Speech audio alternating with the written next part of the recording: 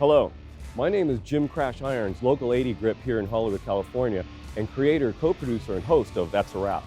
I've worked on such movies as From Dusk Till Dawn, Jackie Brown, Spawn, Peppermint, and such TV shows as 6 Feet Under, Malcolm in the Middle, Weeds, and Big Little Lies, just to name a few. The vast majority of interviews at the end of Blu-ray discs and DVDs are interviews with the actors, the directors, the producers, the above-the-line people, as we call them in the business, the people with money, with fame.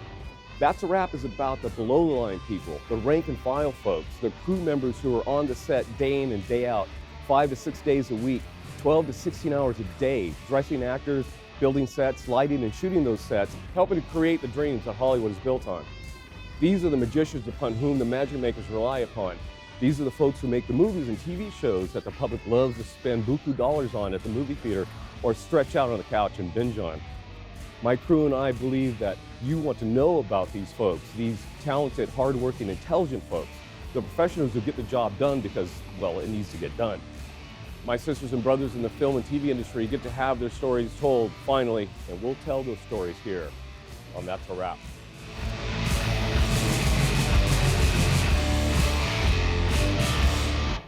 Hi, I'm your host, Jim Irons. My guest here today is Raissa, Patton. She is a hair stylist to the stars, extraordinaire. Very good. I'm glad. Thank you for showing up today. I am happy to be here. Okay. What do you do exactly? As a hairstylist, you just come to someone sitting on your own set, and they tell you, "Oh, this guy needs to have his hair combed," so you come and comb his hair, and then you walk away. Or Sometimes that's what I do. is it a little the more? fun thing about my job is that depending on, there's different roles in the hair department. Mhm. So sometimes I'm the boss of the hair department, and then I get to tell everybody else what to do and work with the actors, creating their character, creating a look that suits that character, that Right. helps tell the story of that character. Right. And sometimes I do something totally different where I come in and I'm not part of the regular department and I'm doing something called day checking and I do hairstyling. And day checking background artist. is what is It's it? like working one day on somebody else's show. So when you're on a television show and there's suddenly 100 background because it's a big party scene. Right. And even more fun is when it's a big party scene in 1967, Yeah. then those artists that really are the least important part of the hair department are actually telling the bigger part of the story because they are setting the period for that particular show, scene, shot. They're setting the tone because there's a lot more background I don't people. know about the tone, but they're definitely, when you see if you now watch television and you look at the lead actors, if you look at the background, you'll find that the background tends to be true to the period and the lead actors because the lead actors are worried about being really attractive. Right. And background is like, shut up and dance. Right? Right. Right. But also they do an amazing job. They shut up, they dance, and they let us do their hair in a true to period fashion. Or at least true to the environment. So sometimes it's not a Europe, sometimes it's, a gritty club or a homeless camp. Mhm.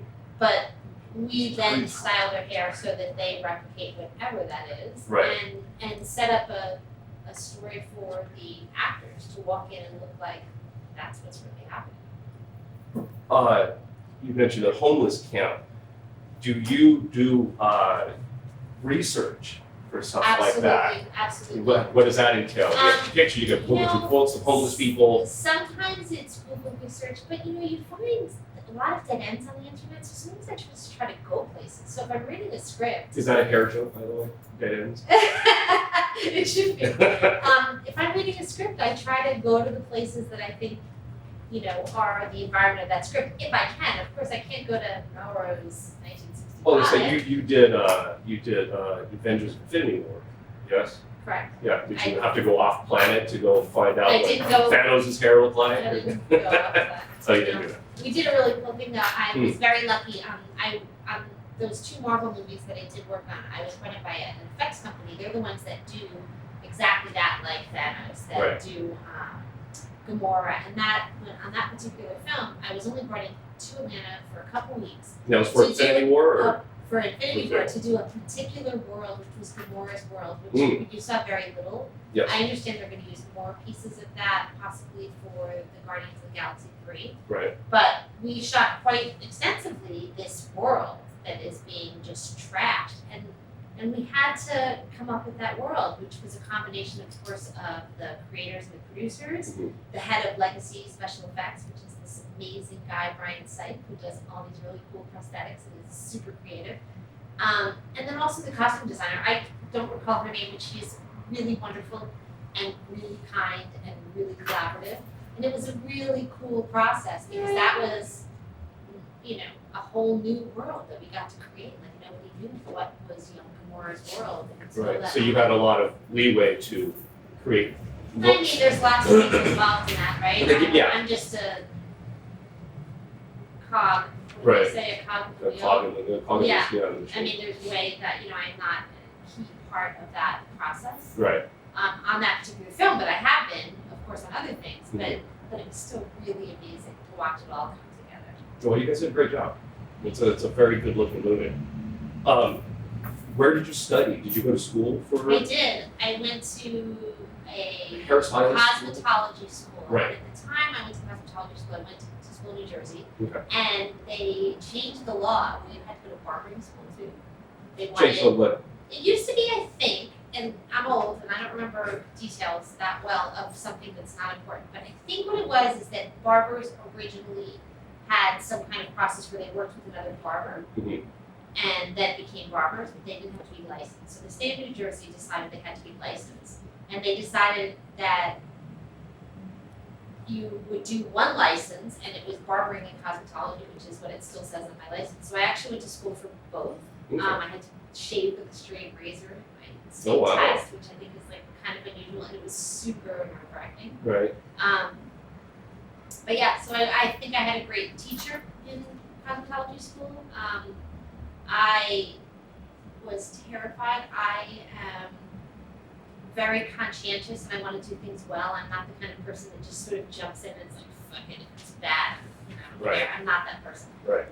So I was terrified to do anything and careful, and I somehow grew the affection of actually like every beauty school teacher I had. Like when I graduated, they all came. No, I had never seen this, but it made me feel like, oh yeah, maybe I was on the right track because my family was not so encouraged about this beauty school idea. They didn't think you were making any money, or it wasn't going to be a good career for you. I don't know what they thought, but they thought that that was not a respected job. My father compared it to being like some kind of short order cook. Yeah. Really? Yeah. What was he? He told me to join the Marines. Because you know, you can cut. You don't have to worry about the hair in the Marine Corps. Well, no, he got caught with the neighbor's daughter. He was 18 and she was 17. Oh, so wow. it's just like, I don't know this since I'm an adult. He joined the Marines. And because of that? Yes, because of that, or jail. So there's no place in the Marines for him. Like, he's just not a Marines kind of guy. Right. And they decided, okay, cooking duty. So he thought, well, I could do the same thing. I'm going to be a hairdresser. I might as well get VA benefits. Right. But that didn't work out. That wasn't. I didn't join the Marines. No. Did you even think about it? No. No. That's hilarious. Where was the school? You said New Jersey. New Jersey. New Jersey. Okay. It's called Capri. I know there's a lot of Italian people in New Jersey. It sounds very fancy. Is that where you grew up? I went to high school in New Jersey. Yeah, my mom and dad got divorced. My mother got remarried, and her husband, who I loved dearly, had a home in New Jersey. Okay. And he accommodated our family in that home.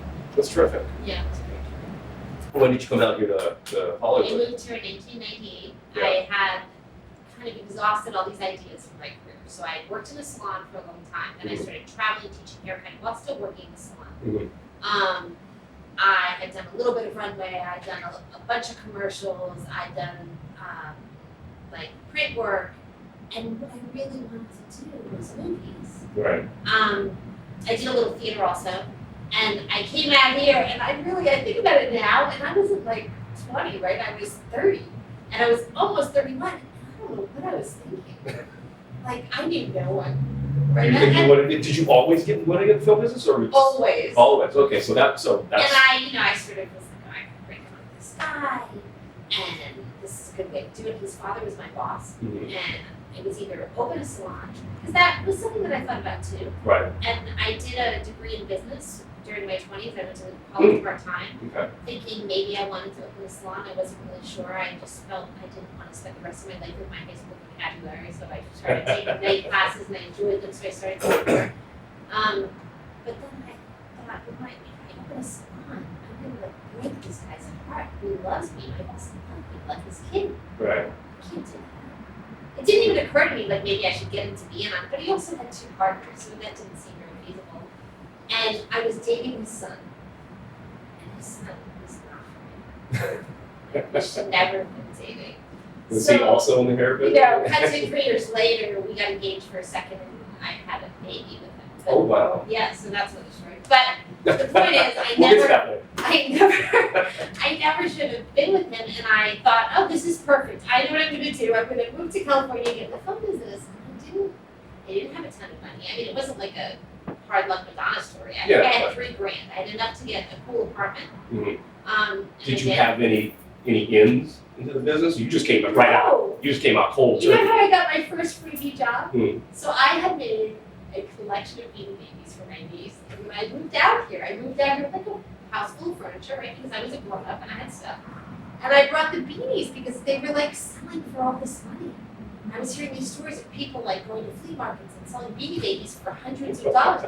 So I brought a ton of Beanie Babies. I think I had like an extra 150 because sometimes I would go get one she wanted, but I would buy 2 because sometimes my girlfriend wanted one for her daughter. Right. Then she would have already found it, so I'd end up with this extra beanie. I ended up with like a full collection plus a couple brandos. So I'm teaching a haircut class in Westwood. I go across to Oz. Are you familiar with this store? It's kind of like Oh, yes. right, a little bit of everything Yes. store. I don't know what you call that. There's a word It's- for it, I'm sure. Yeah. But anyway, it's a fantastic It's place. a great story. I go in there and I think maybe they're gonna have this one baby that's out brand new for my niece. And I meet this woman. Her name is Carrie Westerfield. She's a makeup artist. She's working on Star Trek and Paramount. Okay. And I have a couple beanies she wants. She's got this young daughter, right? I'm not a mom yet. And she's about to go to England. And how do you get this Princess Diana beanie baby? I have to get it, right? So Yeah, Princess Diana. we do this exchange of beanie babies. And then she's, you know, a very unique personality. So she comes up with this idea. Like, I think she wanted me to give her a free haircut. But she also thought maybe I kind of have my shit together. So she knew somebody, the DP on Star Trek, Mhm. Deep Space Nine, was doing a film that his girlfriend had written for the summer, total freebie thing. I think she doesn't want to do it, right? But she thought it would be really good if she could recommend somebody who worked free all summer. Ah. So she says, like, she doesn't want me to suck. So she says, if you give me a haircut and I like it, I'll recommend you like we're old friends in this job. Okay. And so she So- did. And by the way, this is amazing. So yes, I did this free job. I ended up, the girl that was like I don't know, like an intern hired to be the craft service / PA. Yeah. She doesn't know how to cook at all, right? And Oh, she which does one? when it gets better. She doesn't have a car. So how do you do craft service without a car? So it turns out she lives near me. So I start driving her to work. We stop at Food for Less on the way home every night. I carry all the groceries in, put them in my fridge, carry them back out at 4 in the morning. Oh, my. And then between actors, I'm helping her make breakfast. We come up with, you know, some cheap nonstick pans and some burners. Right. Yeah, so like I'm making breakfast for the whole crew. I had like food plans for the whole week, Right. and yeah, that was it. I did craft service and I did And hair. and they really liked me. And the first AD was a real first AD on that film. Mhm. And he recommended me for my next job, which worked out perfect because he got fired and I think he had a crush on me, so it was getting really weird. And he ended up getting fired because it was this women's movie. It was this, you know, I should remember. It was called Belly Fruit, and I can't remember. Was this Angie 98? Dickinson's daughter. Yeah, This 98? 98. I think it came out in 99. Okay. And something green, Carrie Green. It was from Goonies. Yes. Okay. Okay, so it was these women that made this film about teenage pregnancy. Okay. And one of their producers was male, and he brought me to his next movie. And all these jobs were paid not very much money, but back in 98, 99, it was really cheap to live in LA. Right. I was in a Oh, yeah. really cool duplex, Melrose and Sycamore, just 1 block north, 1 block east of La Brea. Okay. And it was $1,030 a month. I had a roommate. So yeah, so I was making $100 a day, but But you're living cheap. like, here. yeah, it was so easy to live here. That's one of the reasons why I made the transition here too. Not just to dump the guy, but New York was so expensive. That's a big leap to jump to become somebody. Yeah. Yeah. For sure. And my little sister was living out here at the time. She moved back almost immediately after I moved here. It took her 2 years to move. But at that time, I pictured like, we're old. I want us to be near each other. Right. Was she in the film business also, or? She was actually. She was doing Playboy home video. Okay. And she was doing art department. She's a very talented artist. Oh, that's terrific. She owns a bar on the Lower East Side of Manhattan, but she really should be doing something Right. artsy. She's very talented. Well, owning a bar is fairly artsy. Yeah. Yeah. No, she did, and she did everything herself. Like she found stools, and she redid them, and she redid the bar, and she decorated. It's pretty cool. So you like your job? I love my job. Do you feel like you make kind of a difference sometimes, or do you feel like you're like a filmmaker or just a worker? Like you feel like No, I feel like I make a difference. you actually do make a difference. Yeah. That's terrific.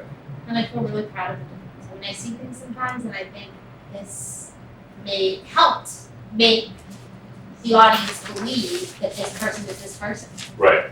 And clearly, I'm not taking credit for someone's amazing, talented actor. Oh no. But they can be as talented as they want. It's still, it's like going to an acting class. You can watch someone and they can be really compelling, but once you put wardrobe, hair, and makeup, and a set, I mean, it's, filmmaking is a collaborative process, AD once said to me, and I totally agree. It is a village. Every element is so important. You usually get along with your film mates, your friends. I think I definitely do. I genuinely love people. Yes. And typically people like me, every once in a while, Why you is have someone in your life.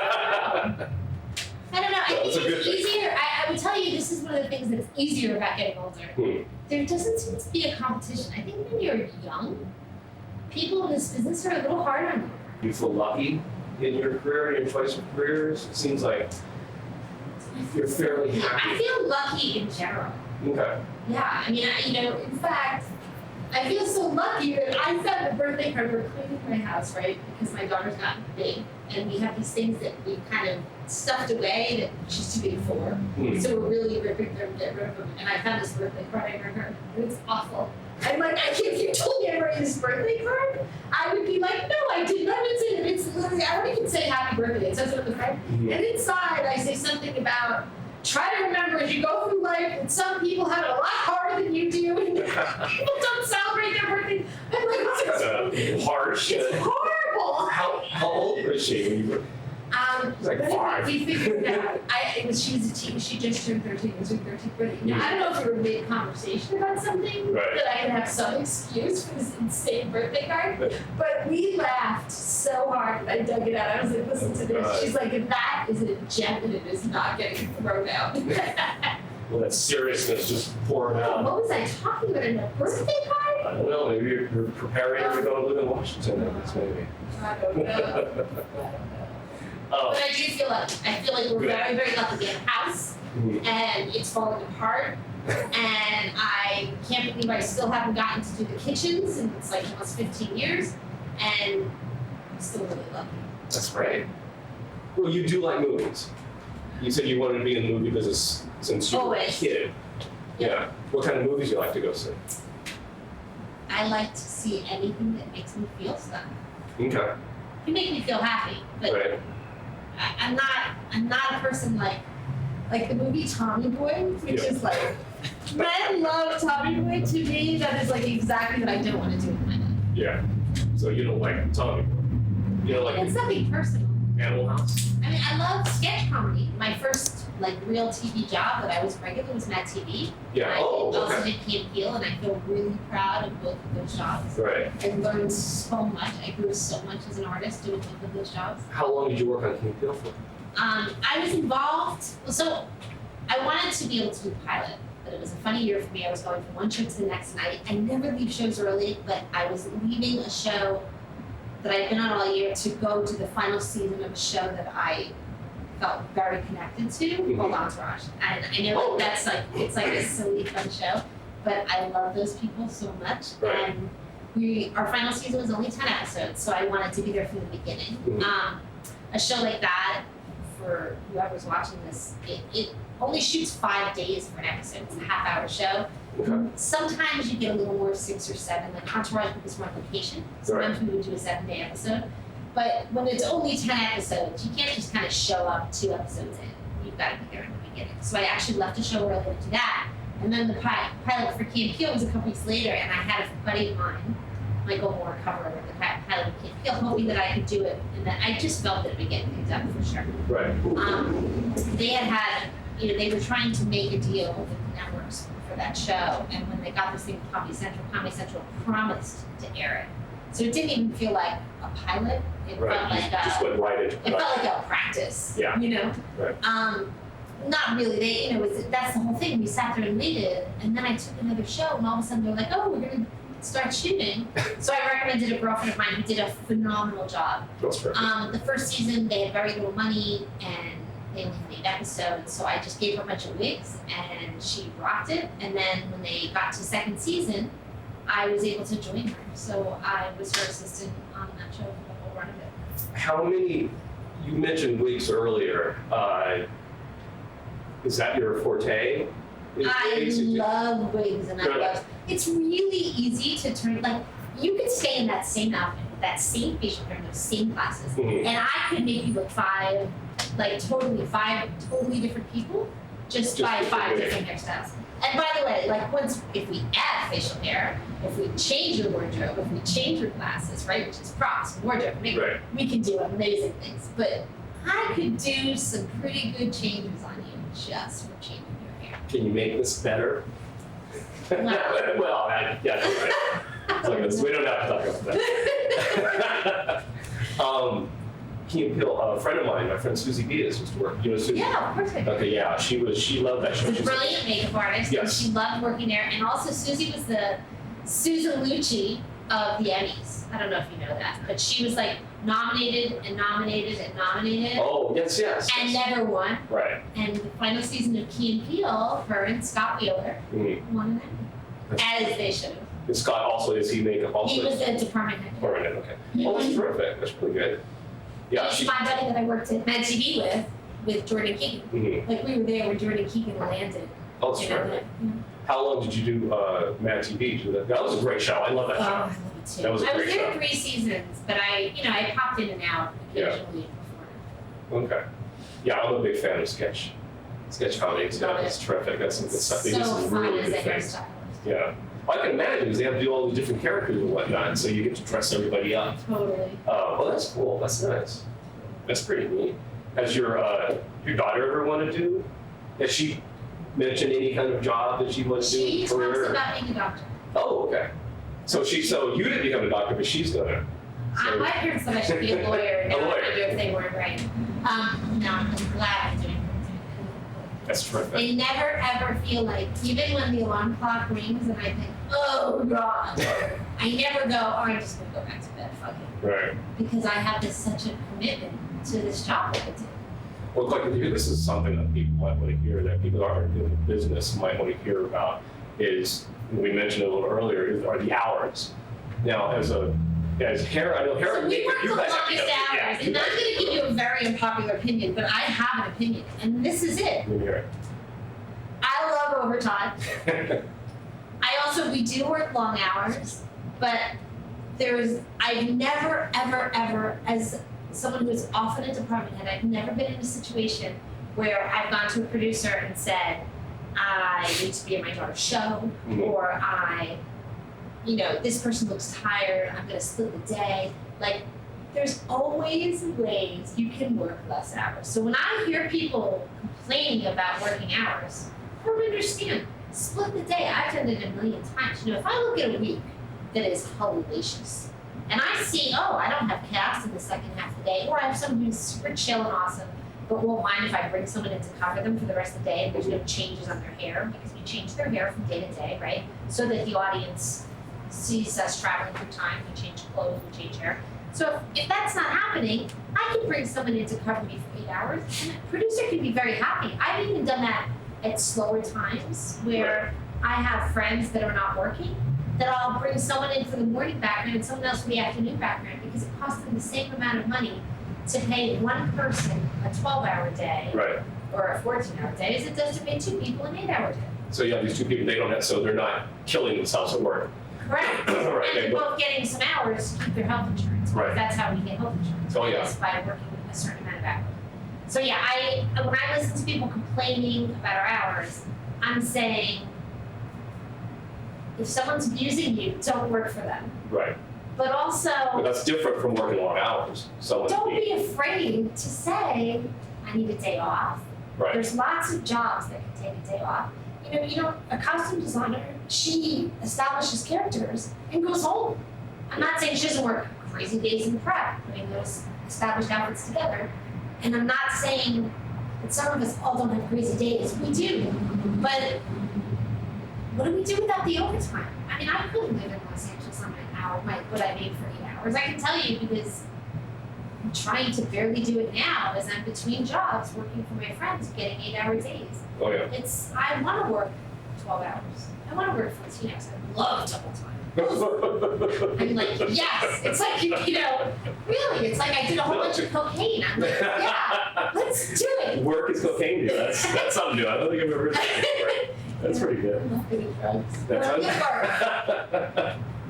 That's awesome. So I think you should take care of yourself. If Yeah. you think you're too tired to drive, we made some contractual changes so that people aren't driving tired. I know that each of the unions are now making these bags with some, essentials, so that if you have to get a hotel while you're working, it's too hard. Toothpaste. It's like, so we're making the IATSE has come up with this. It's the contract language about the new contract about, and I forget what it says. I should know, but it says something about like take the ride, take the hotel. I don't know what it says. Yeah. It says it the way it says it in the contract. But it's like a duffel bag, so you can put, an extra outfit in there, panties or whatever, and it's got like overnight essentials, a toothbrush, some deodorant, that kind of thing. Oh, that's nice. And all the unions are purchasing these bags and putting them together with their members. When did this start? Camera is the only one that I think has gone full bore on it. Okay. But I know that they're all taking part in this idea. I think that's a good So idea. cameras are out, and they're really nice. They're rubber. My union is doing blue. I'm not that into them. I'm probably going to take a pass. Well, you can give me that one. I like blue. You like blue? Blue is my favorite color. Yeah. So It's not navy. It's like that. It's like charger. Oh, that's okay. Oh no, you like that? It's like kind of like Dr. Yeah, exactly. I would like. Okay, I'll remember that. Christmas comes around, I remember that. You're talking about the man you live with. Yeah. Is he in the business? He is. He is a first AC. Well, it's fun. Which means that he is the guy that pulls focus, and it used to be those guys kind of mounted the camera in this crazy way. So you see a cameraman, and then you see a guy focusing for the cameraman. Right? Now they do it remotely, it's done digitally. Mm-hmm. So he hides in a corner with this super high-def monitor and this thing. It looks like he's flying an airplane. That's what it reminds me of, those whatever the radio controlled airplanes. That's what it looks like. But he's actually making people crisp and focus, and it's a very high-pressure job because it's digital. They have these ideas, like he had a director walk into his show that was like, I'm gonna shoot everybody in 3/4 and then we're gonna punch in. But he's like on this show where everyone's moving around like crazy. So you can't do that. Like it's hard to get those people. They're moving and they're this far away, and then you wanna punch in and have it be crisp? That's insane. You've gotta not do that. Obviously he's good at it. He is. Yeah, so that's a good. But it's one of those jobs where you go, oh, I'm gonna get fired. I only think I'm gonna get fired if I screw up something. I don't screw things up. Well, that's good. But he's at a job where he doesn't have to screw anything up. They say something like, oh, we're gonna punch in on that shot. He was like, she ran 50 feet. Yeah. Doesn't make sense. Yeah. Doesn't make sense. But I think that he loves his job. He's not a guy that wants to be the DP. He's not the guy that wants to be the operator. He feels really proud of his work. When we first met, we worked together, and I remember him doing this giant tracking shot. It was a show called Trophy Wife, and everyone got like, this guy, there's a trophy wife, and then all his ex-wives are always there, and they all get drunk, and they're kind of passed out all over the house after the party. And it was this huge Steadicam shot following all of them, and I remember that after they did the first one, like everybody behind me in the village just gave them like a round of applause. was. And he was super proud. And even though he'll try to act like, he feels really proud of what he does. Right. Well, that's And good. he's really good at it. He really cares and gets to work early, which I'm glad a person's going to get to work early. And I drove him to work this morning. He was going down a car. Right. And it's like, no, he's like running up to me at a 5:30 a.m. call, which is like an unheard of crew call, correct? That's like very unusual. Right. And he's like, wants to be early. Because he likes to have his breakfast and be right where he's supposed to be. Ready for that. Yeah.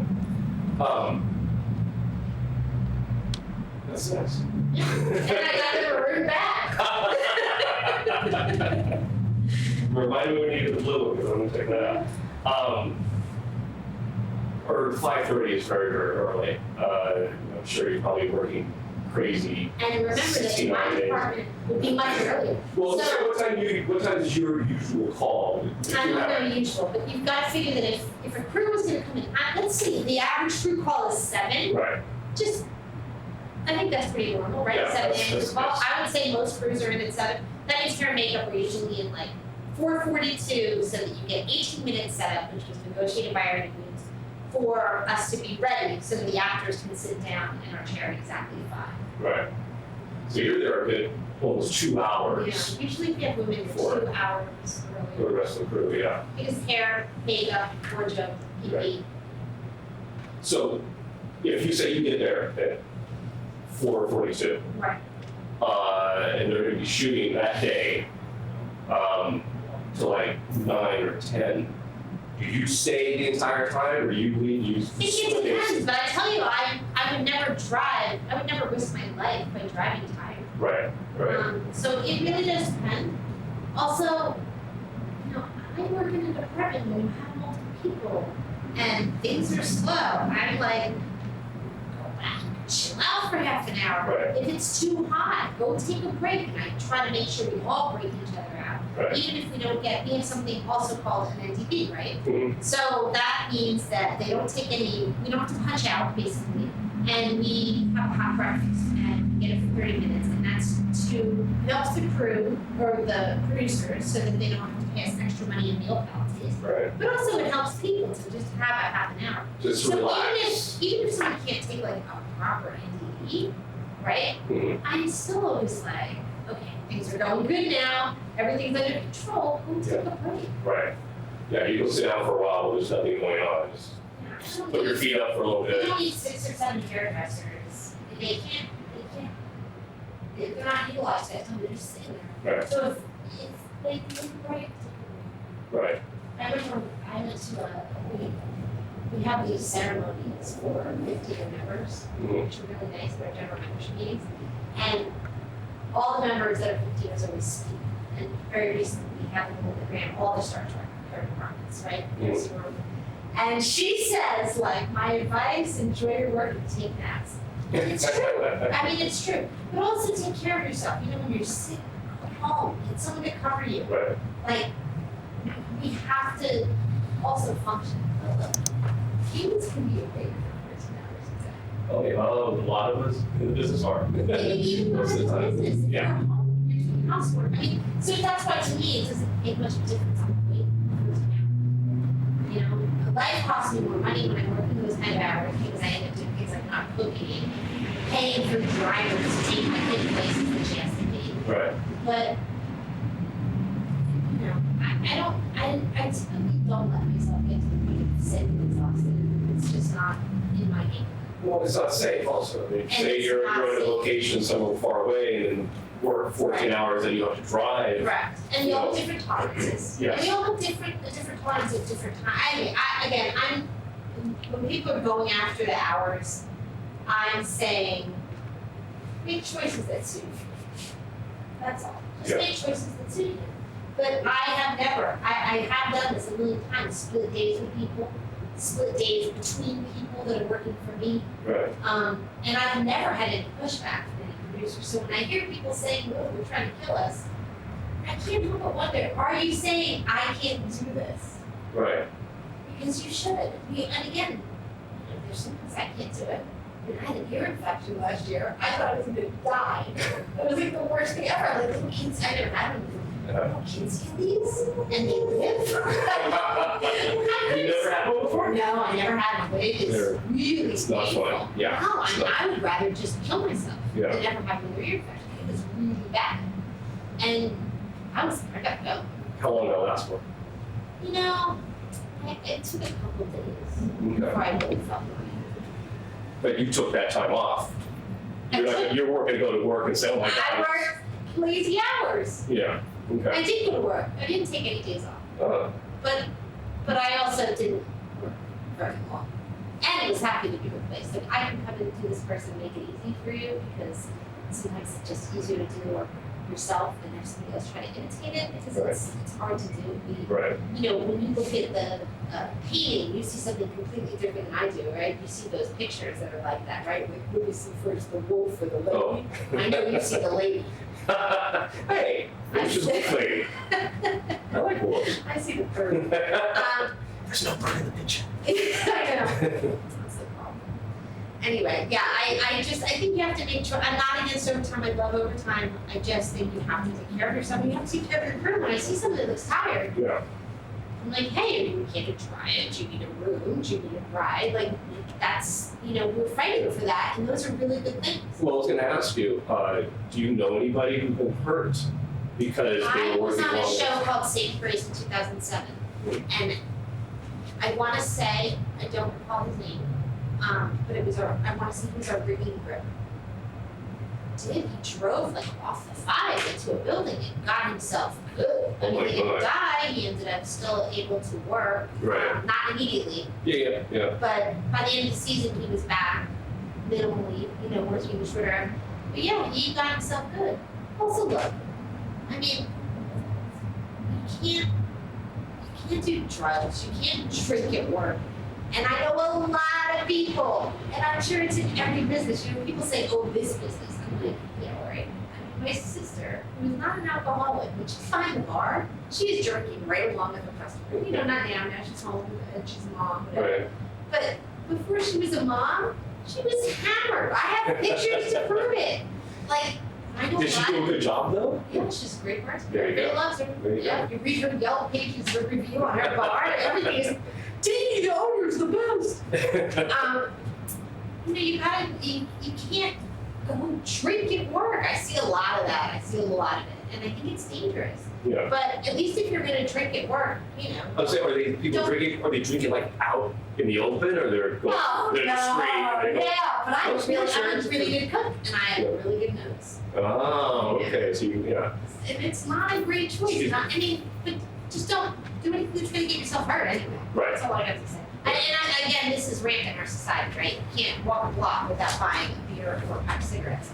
There are liquor stores everywhere, Yeah, mostly in lower class or lower economic totally. Right. neighborhoods and The such. check cashing place in the liquor store, They're right next to each other. right next to each other. So I think somebody was thinking about that. Oh, You know? for sure. They were thinking Anyway, about that. I just think it's a good choice to take care of yourself. I don't want anyone to die, and I don't think everybody was cut out to work as many hours as another person. I think we're all different. You know, I need more sleep. Like, my boyfriend can function on 5-6 hours of sleep. I Right. cannot. I love 8 hours of sleep. But also, if you said, like, there's nothing to do tomorrow, I don't set an alarm, I tend to wake up like 11 hours later, like a teenager. Wow, No problem. that's a lot of sleep. And by the way, that's not because I'm so tired working on the show, because I'm barely working. Right. Yeah. That's just you. Just like to. That's just, That's just your body. yeah. Sometimes you have to I like just lay to down sleep. and yeah. But I can do that every night. I'm not lying to you. I can do it every night. You know, they say it's not even helpful. Say it's laziness. No, I know you're not. I know you're not.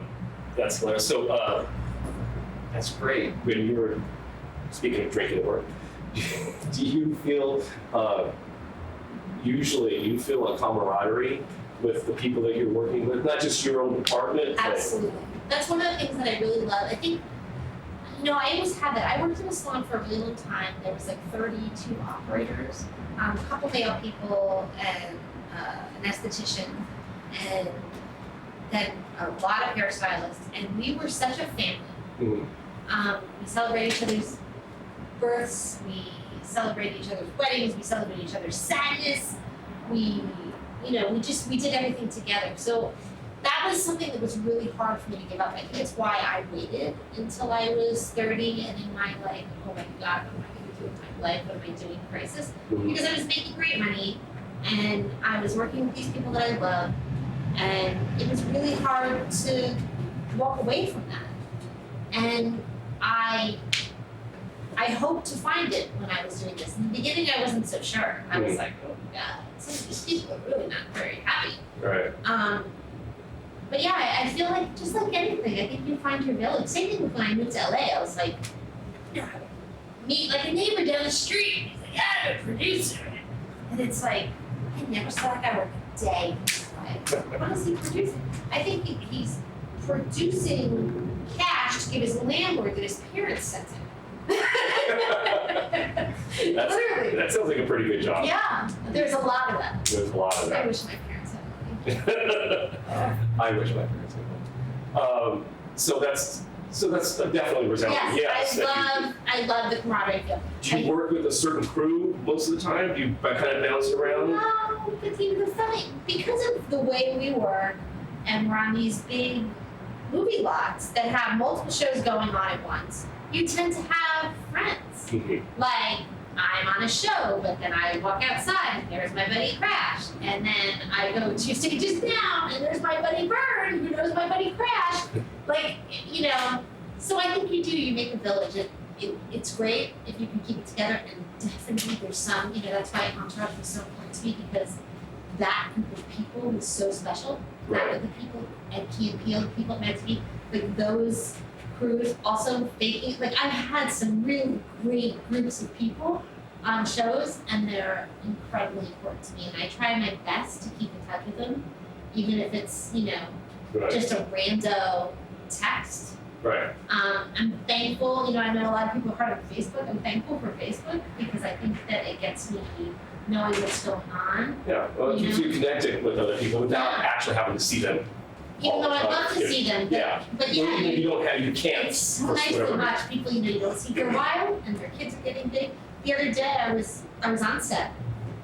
The key grip on my show had a falling out with one of the grips many years ago when we were on a show together, and I love him. And I see this guy walking in the stage in the front. I see this guy. He looks familiar. And I'm like, hey. Then I just keep walking. This didn't seem to have any big. It wasn't like Raissa. By the way, I haven't seen him since they had us falling out like 2011. We've just been in different places. Right. And when I see on Facebook, I see his kids. And then a couple hours later, he comes up behind me. And he's like, Raissa, why are you making a big deal? I've seen you so long. And I'm like, oh my God, Greg, I thought it was you. But then I was like, oh no, that's just some guy that, your facial hair is gray. How the hell was I supposed to know it was you? You have a bee spot on. I was like, I thought it was a guy that looked like him. Oh, okay. Yeah, But it wasn't him. It was. Correct. And it's just so easy for us to sit there, that now that we both had admitted and we knew who each other were, Right. to just catch up on everything. It's awesome. That's nice. That's really nice. Have you ever worked on a show where, I'm sure you've worked on shows that were fun to work on, just overall fun to work on. Did you ever work on a show that was crappy to work on? It was like, this is just really, the people were terrible and the hours were terrible. I did a show once. I did like the actors very much, but the lead actress, I'm not going to say any names. The lead actress is a very, very successful, Oscar-winning actress. And she is used to film and long rehearsals. And we were on a TV schedule. We were doing something called the Movie of the Week contract, where you basically get not enough time to make the content that they want.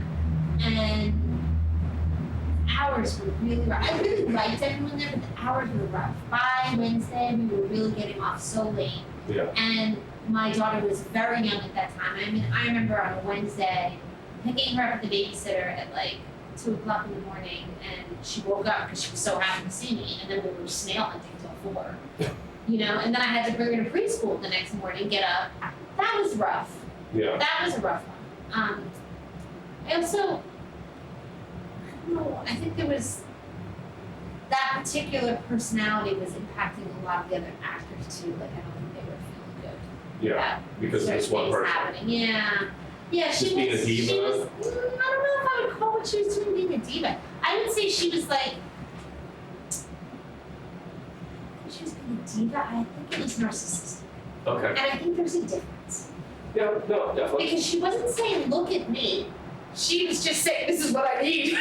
You know what I mean?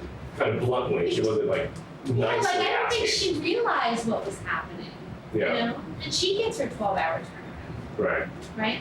But this person, this actress, is just, that's kind of the way, did it feel like that's the way she always was, or she, Yeah, she made a lot of, business I think amplified? that, and you know, over the years since then, I've bumped into a lot of actors that work on that show, and they bring her up a lot, like, and again, I don't think she's unkind. I really like her. Yeah, I just don't think that she spent a lot of time walking around in other people's shoes. yeah, gotcha. And I would tell you that that's an unusual experience. I think most people were really great. Yeah, I think they're, you know, I'm always, you know, a lot of times when I meet people, because we have this intimate experience at the crack of dawn with actors, we'll get like a personal gift from these actors or actresses that were styling, right? Which is very sweet. right. And you know, usually the actors all chip in and get a crew gift, but they usually give us something a little personal. It doesn't have to be expensive or anything. But I'm always amazed at the cards. They're like beautiful. Really, Like great, like a like great. I'm saying, give me a card to say thank you, and it feels like it came from someone that knows me so well, Wow, and I think that's pretty amazing. that's nice. Yeah. So that's It's that's quite very, touching, and I'm aware that not everybody gets that, and I think that's, you know, that intimate time that we have with the cast is very different than people in other departments. right. You know, there are some people that are super social, like Keegan Peele. Keegan is like this guy that is just hugging everybody, and Jordan's a little bit more introverted. They're both warm and wonderful. Jordan is actually the wimpy one. He's the guy that cries at everything, like, you know, when he thanks the crew, Right. he's the one that's bawling, right? Keegan's up there like he's doing a stump speech, right? He's running for some government position, and Jordan's like emotional. But the point is, like, that I think Jordan is more the average. Like when he gets there, he's having to get into character. He can't just jump out, Yeah, you know. And Right. then I worked on a show with Jason Ritter, and Jason Ritter also is like he can just do that. And I don't think it makes him a better person or a better actor. He Yeah, just it's can just- do that where he can be hanging around with you and talking about, you know, the weekend, and then they say action, and he's like sobbing. You're like, what just happened? It's amazing. no, it is amazing. When people Yeah, can do that transition, I'm always shocked. I did a movie years ago with Christian Slater. And he was like that. We would just sit around, we just like talking ball, and all of a sudden they say action, and you just get into it, and then cut, and then he's right back to what we're talking about. Sorry, we're talking about this, and it's amazing to watch those people, and they have that switch Right. that they can just turn off and turn on, the talent switch. But I Some think it's can't. rare. It's rare. Some And- people and I are in think their corners and the they're thinking, crew maybe doesn't get that reward as much, yeah, and that's unfortunate. You Yeah. know, like maybe the DP because it goes up into right in the actors' faces, but the guys that are making things happen, they don't get those intimate moments, and they do make the job, I think, a little more rewarding sometimes for someone like me. I mean, that's what I think of when I see people on IATSE contract pages complaining. I think you don't love your job, and by the way, the actor doesn't have to do that. I think that their bosses have to do it. Like, Yeah. I think that's the key, is that the people that are in charge of those departments are supposed to make the people that work for them feel like they are really something, and Right. that they could not be there without them. yeah. And then there's people who just you can't help. That happens. Some people just can't help. Some people just Yeah, well, it's nice to have that caring by the boss in your department where they say, you know, I'm so glad you're here. You know, it's great. Thanks a lot. Good morning. Thanks for good work today. I'll see you Thanks for the tomorrow. hustle. Yeah, Yeah. all that stuff. Instead of just yelling and screaming, it's nice to have somebody who notices humans and is a human themselves. It's like, and those are the good people to work for. Yeah. You know, those are great. Actor-wise, are there actors like that you like, that when you work with them, it's like, oh, I feel like I've had mostly great experiences. I mean, it's very interesting. You know, I did a show last fall, and the lead guy is this guy that kind of, he, more like Jordan, like comes in, listens to his music, puts it on the speaker, he starts to use focus. And I thought, I didn't love this guy that much. He's kind of a muscle guy, you know? Well, this guy just takes off his shirt, he's got all these muscles, and he's changing in the trailer, and I'm like, and then you realize he's like the nicest guy. Yeah. So I also think that's the thing. We're all different. We all, you know, are I think it's really important to not let a first impression be. Take it in, but don't hold on to a first impression like it's everything. Right. You know, like that's all that person is. Because you might be wrong. I think that's another thing people do with people. Yeah. You know? Well, it's a lot like with actors. It's that way a lot because they're acting, and when they first come in, you first meet them, you don't know if this is the way you really are, or is this an act? Right. Some people are really like that. Some people are just real chameleons. They just kind of. Imagine having 70 people, eyes trained on you. That's gotta be a lot of pressure. It's gotta be. So. Yeah. Because everybody's But expecting yeah, I to be the think person. I usually like everybody. I think every once in a while, come up with someone who's just not very confident. Yeah. I think usually it's, you know, it's two things. It's either narcissism or fear, Yeah. which, you know, I think somewhere mixed in there is a lack of empathy. I think there are people that just don't think about it. And Right. I try to avoid those people, Right. like at all costs. And I do a pretty good job of that. When you first got into the business, did you find that a lot? When you first get into the business, you have to try to take as many jobs as you can. Take every job that's offered to you because you want money, you want to get work and reputation. Did you find that later on you were able to become more picky? And you see somebody that you worked with before earlier in your career, and it's like, I don't know if I really like this person. And then later on in your career, you realize, I don't have to work with this person. So I got an offer a job with this one particular person, and it's like, I don't need to. I don't need to do it. I'm settled enough in my career that I don't have to run off and take that first job from that person that I don't like. I don't think I wait. really had like some terrible experience. I definitely have seen some things that I'm not interested in being around. Mhm. I've had some people work for me. I had a girl work for me that was so terrible to me. She just undermined me all day long. Really? And then she would apologize for doing it and blame people around her, like, oh, they told me you were getting fired. If I would just do what they told me, then I would get the permanent job. So I've just been around those people, but it's such a small part of my story. Yeah. But again, I tend to focus on the positive. I'm also really good at saying, oh, I'm gonna avoid that. Right. Like I do with you. Wait a minute. I'm right here. I can hear you.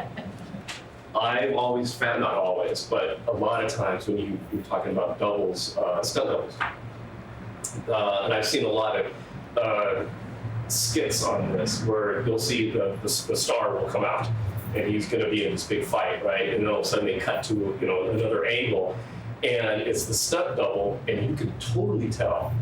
Oh, really? It's a wig, yeah. Now that always fits. I mean. Wait, but you see that when you're on set, or you see that when you're actually No. watching When I'm watching a movie or watching a TV those show. people suck. Also, when they don't suck, I'm going to tell you that there is a thing, there's this idea which I always find really funny, and I definitely see it with other people, that like a producer gives them a budget, right, and says, oh, you absolutely can't buy that, it's too expensive, meaning like a good stunt double wig. And then they just don't. And I think you have to fight. Just don't buy the wig. No, you just, that's what they'll tell you, but then they won't. But I'm saying, you've got to argue with them. Yeah. It's really good. I start right from the beginning of a show that looks like it's stunt heavy. I start from the beginning saying, okay, so look, the way I'm reading this, we should do it right now. We should have a stunt double prepare for this, this, and this. We can also use that same wig for a photo double. This guy, I don't know how many episodes he's in. Do you know? Does he have a deal? No, we haven't worked his deal out, but there is an arc. They're hoping he's going to be 4 episodes. Well, we should get a wig for him too. And it's good because we'll get it a little lighter than his hair, and I can put temporary color on, and that way we can use it for another character later on in the show. And I try to do things like that. Convince them that if we have a kid, we should always carry a decent wig for a double for that kid. So when we put him in the back of the car, and now we're doing drive-bys, and his parents are in the front seat, we can have him standing in the back seat, Right. sitting as him with that wig on. Yeah, I think when you see that, it's because some producer has said, oh, it doesn't matter, we're not gonna see it. It's gonna be fine, we're only gonna see his torso, or Right. some baloney, they're lying, they love to lie if it saves money. And you just have to keep telling them. I mean, I know I've been working for a friend of mine, and he is always like, oh, I'll just use my wig, I don't wanna buy a wig. I'm like, Oh, that's, fight with them. yeah, you want to be You don't have to professional. be mean. No, not at all. When I say fight, it's not like put up your dick. No, just it's be just firm. like, come on, buddy. Yeah. We're Yeah. gonna need this. It's gonna look really good, and we'll have it for. It's always good to find ends. We could use it for this. We could use it for this. We could use it for this. And we could do the overs. We can send them home so we get this proper turnaround. You know, and usually they start saying, "Oh wait, this little spending of this little money is gonna save us this other money." Well, yeah, stepping over dollars, pick up Yeah. dimes, kind of thing, kind of mentality. Yeah, but there's a lot of that.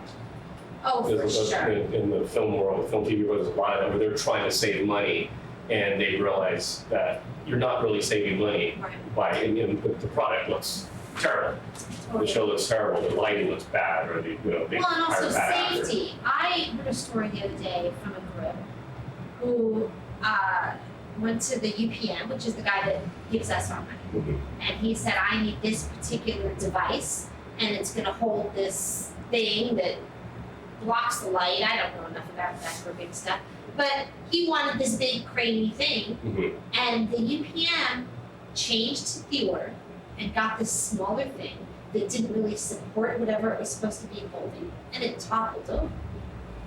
Really? And he was, you know, like talking about that particular UPM. And I know that guy, and he is that guy. He's always trying to look good for his boss. Mhm.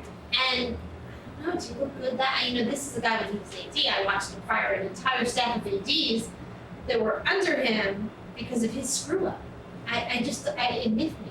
So occasionally you do work for somebody. You can also, like I said, avoid those people. Right, I mean, okay.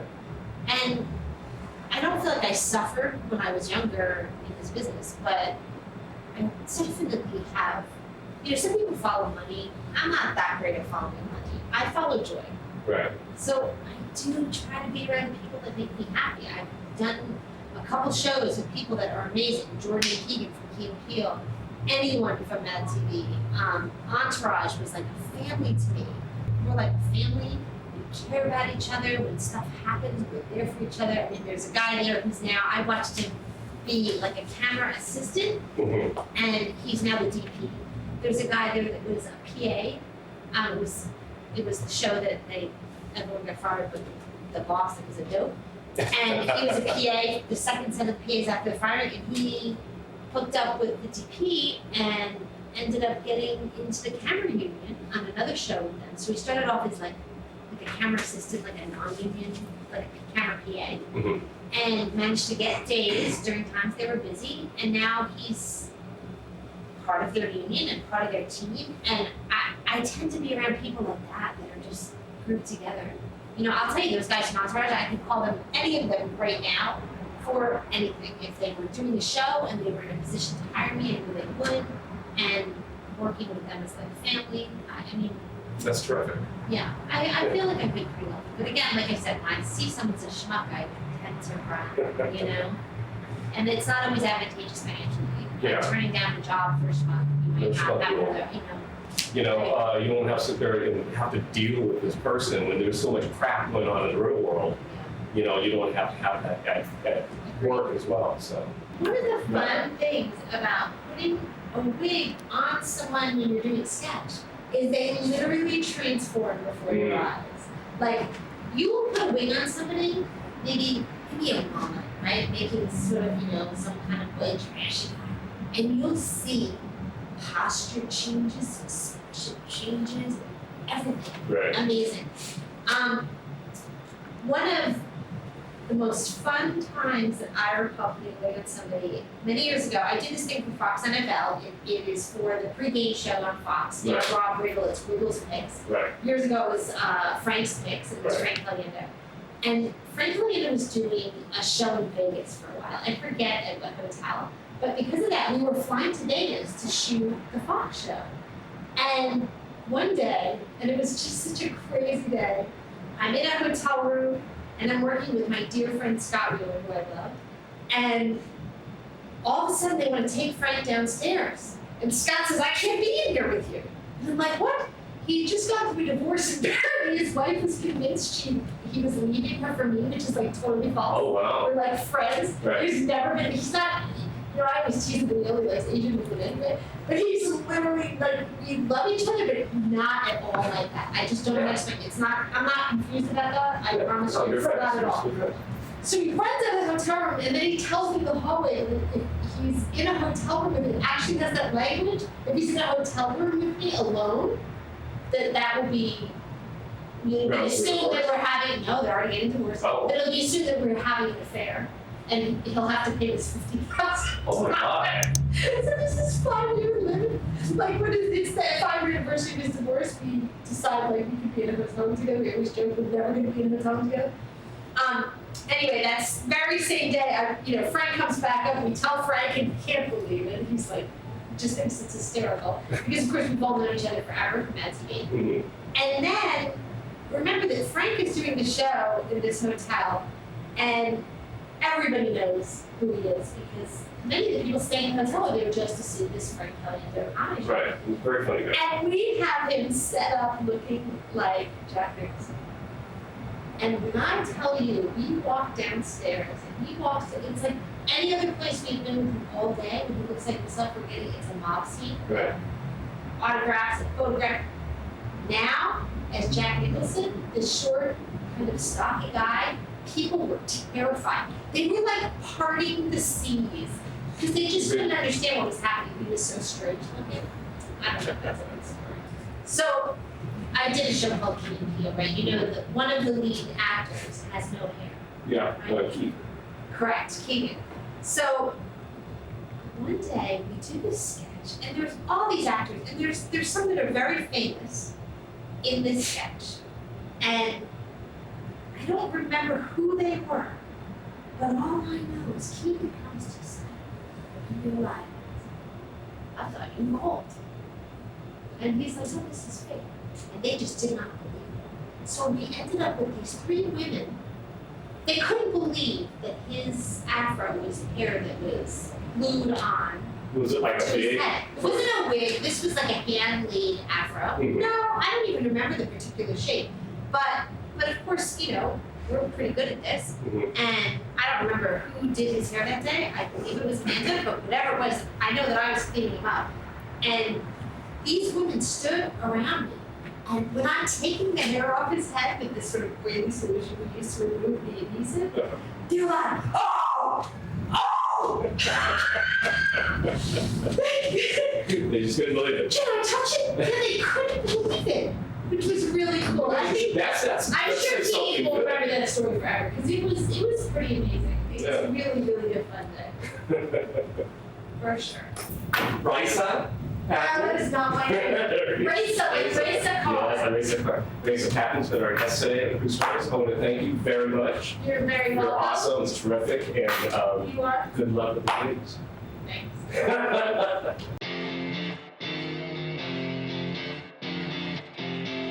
Hi, Jim Crash Irons here. I'd just like to give a quick shout out to John Fregoso and the owner of the Snake Pit and all the hard-working workers who work here for allowing us to use their beautiful whiskey bar and restaurant.